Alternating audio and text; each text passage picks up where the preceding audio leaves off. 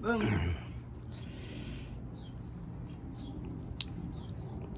มื้อนี้ก็กินข้าวนอกบ้านเนาะข้าวแรงมีบาร์บีคิวปิ้งซีน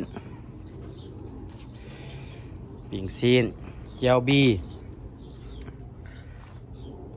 แล้วก็ชิปไวน์ไปน้ำหน่อยนึงเนาะ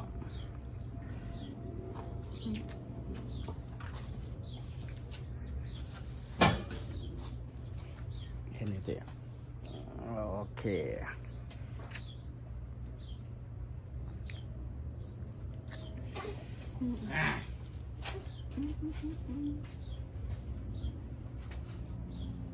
ใช่ไวน์อลิซาคนนี้จะไม่เลย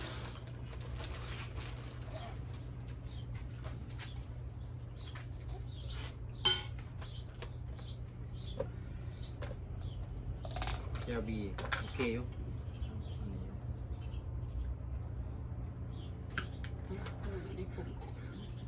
โอเค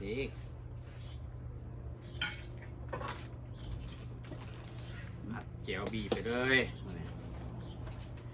ปิ้งซีน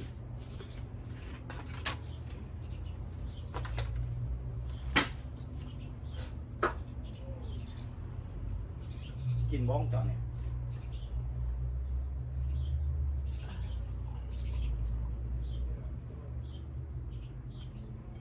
เจ้ากับเชียร์กับอีเมล เชียร์เนาะกินสาบโคตร ขากินเขา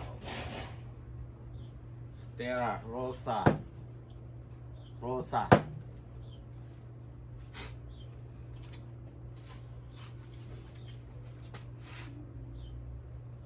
ครับเจลบีอ่ะครับเว้ย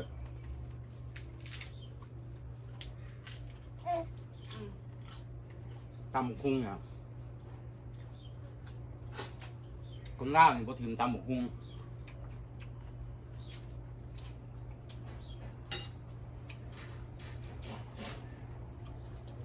ครับ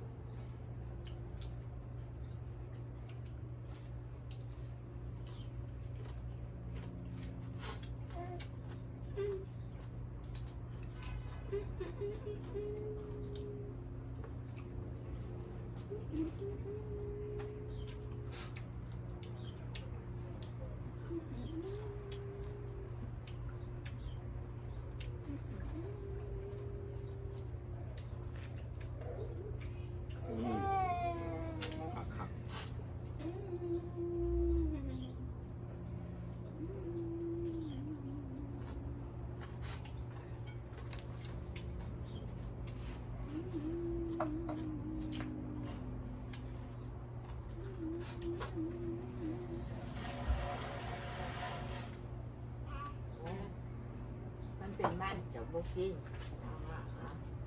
โอ้บ้าง อะไรที่จับอ่ะ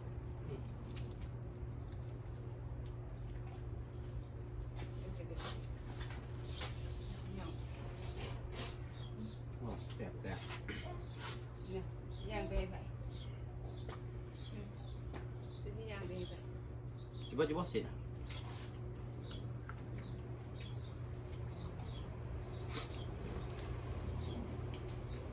เจ้าสิตัวเสื้อของไห้บ่เนี่ยครับมันบ่ เออเจ้าเป็นยัง มันเป็นยังกินหูจักเลย แล้วมันเป็นยัง แซ่บ มันคอย ปิ้งของเมืองว่ากึ่งจิ้มหน่อยว้าวกินหาปลาข้าวเมือง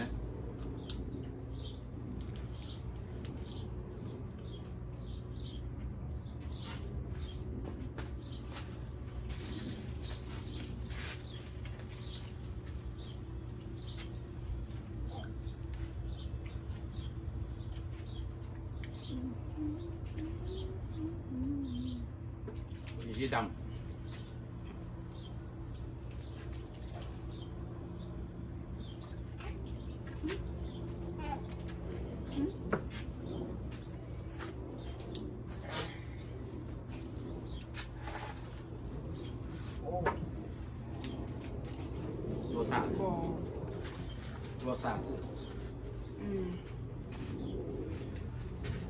กันโรซ่าสีแดงแล้วก็สีดำโอเค ตัวนี้ออริจินอล บ้าอืม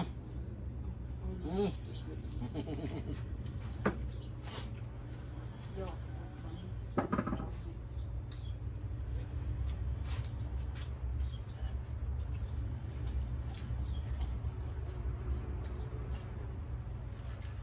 มันมีน้ำน้ำด้วย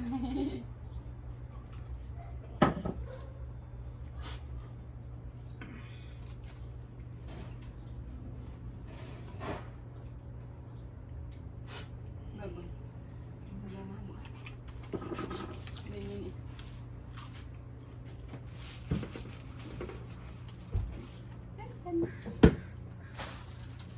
เจ้าไปจัดจับจองอยู่บ่ฮะตั้งกันชี้ชี้ นี่หรอ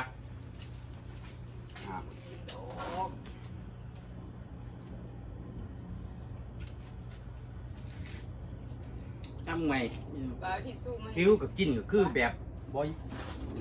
แบบบ่แซ่บนะอาหารน่ะเมื่อยมันนั่น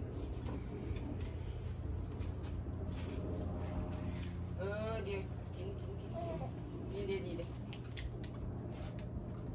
นั่นเพิ่นกระยาเพิ่น โอ้ยกินเดี๋ยว อืม อ้าม แซ่บอยู่มันต้มกินเท่านึงอ่ะครับกินเรื่อยๆก็บ่ปั๊มนะสิพ่อแหละอิ่มแล้วกินน้ำไหนอ่ะกินน้ำไหนอิ่มนะ จ้าโคตรโคตร ตำบักหุ่ง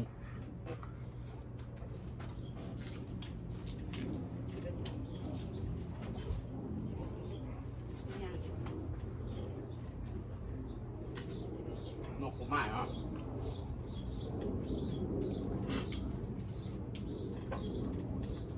นี่บ่เจ้ามันหอม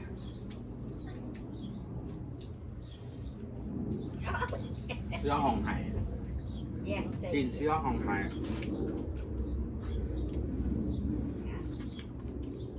ไอ้กับเจ้าบี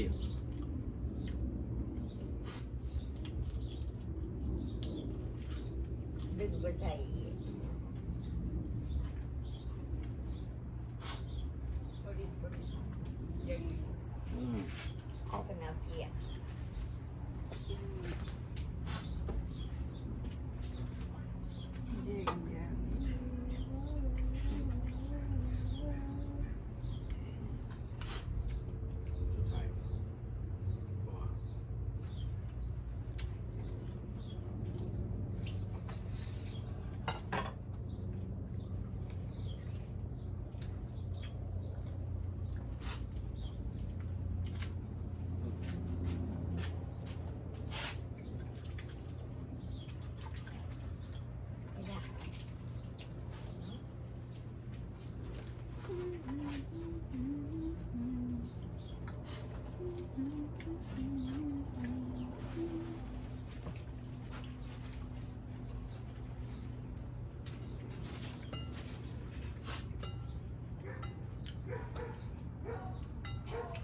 หลังก็เยอะ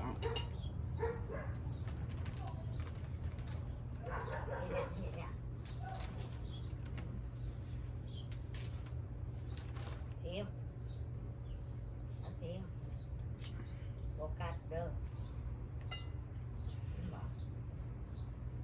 โฟกัสเด้อโอ้ยเป็นผู้ชายคนเวิร์ดอยู่นี่เป็นเวิร์ดคือเดือนเพ่งเอ้ย ถ้ามันเย็นเนี่ยไปบ้างกินมือกับฟอกินสบายสารบ่เย็นเนี่ยมันอันนะมันจะมีความแห้งเนี่ย ก็ข้าวข้าวก็อิ่มแล้ว พูดนี่พูดเสือพูดนะวะโน้โน้โน้โน้โน้โ เสือเนาะลูกเนาะนั่นน่ะบ่ช้าๆบ่เสือปูดออกอีกนะ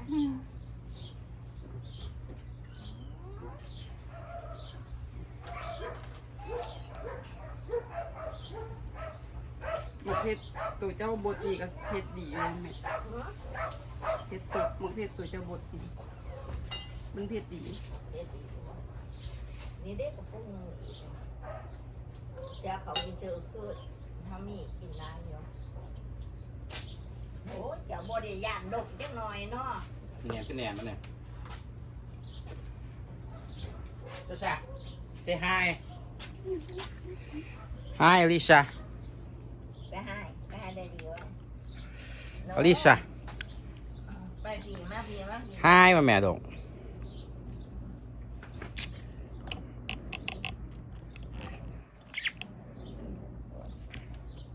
เห็นยังหัน